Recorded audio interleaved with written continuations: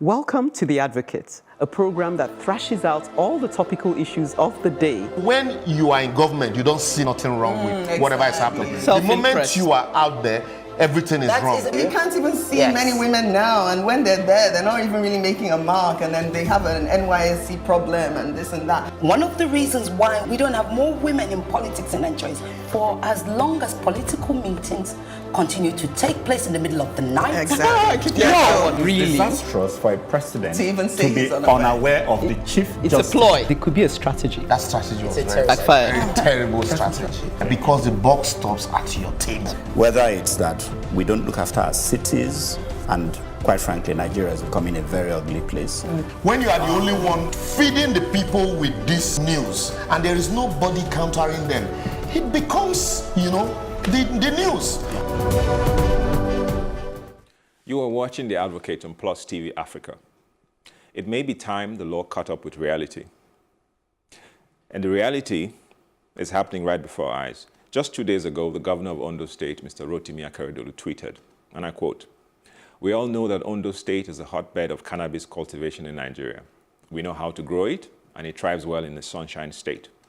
With an estimated value of $145 billion in 2025, we will be shortchanging ourselves if we fail to tap into the legal marijuana market." According to him, his focus is on the medical marijuana cultivation in controlled plantations under the full supervision of the NDLEA. It is important to note that he made this statement whilst on a visit to Thailand with the head of the NDLEA to ostensibly, according to him, study how cannabis can be of more advantage to the state and Nigeria at large, just the way the Thai government has done. So here we are in 2019, and it seems the tide for the continuing prohibition of marijuana is ebbing. More and more countries are taking steps to abolish the criminalization of marijuana completely, or at least allow the use of marijuana for medical purposes, which appears to be the focus of the governor, Akeredolu.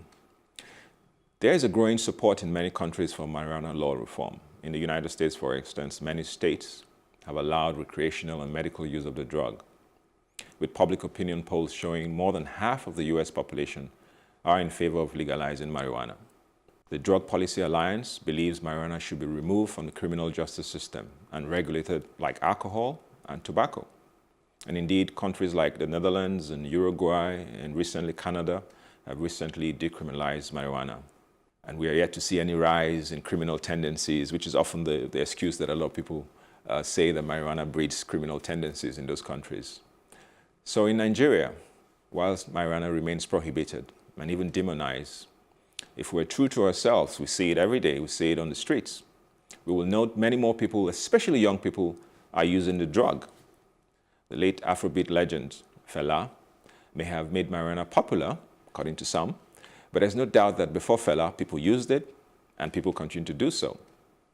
So legalizing and regulating marijuana as a cash crop may, according to some people, some experts, create more jobs and create economic opportunities in the formal economy instead of the illicit market where it now resides. So my question today is, should marijuana be legalized in Nigeria? And what are your thoughts?